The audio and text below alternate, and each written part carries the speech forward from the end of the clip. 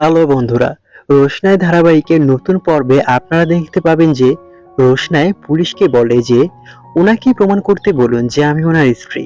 রোশনাই জোর গলায় বলে উনি একজন ক্রিমিনাল, আমি ওনার স্ত্রী হতেই পারি না। তখন রাজেশ বলে আমি তোমাকে ভালোবাসি বলে তুমি এমন যা ইচ্ছে তাই বলতে পারো না। পুলিশ বলে আপনাদের মাঝে কি হয়েছে তা আমাদের খুলে বলুন। তখন রোশনাই পুলিশকে সব বলে। রাজেশ তখন বলে তাহলে তুমি শাঁখা সিঁদুর কেন পরেছো? রোশনাই রোশনাই বলে আমি পরে সবকিছু খুলে বলবো স্যার।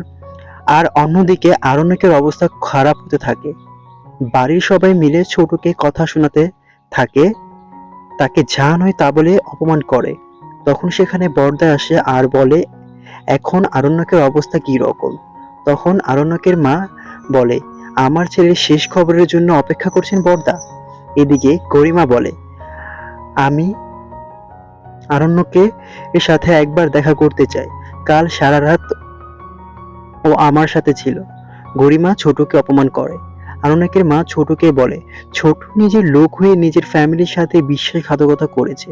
তখন ছোট বলে এভাবে বলছো কেন? তুমি কি জানো না আমি আমার বাদশাকে কতটা ভালোবাসি?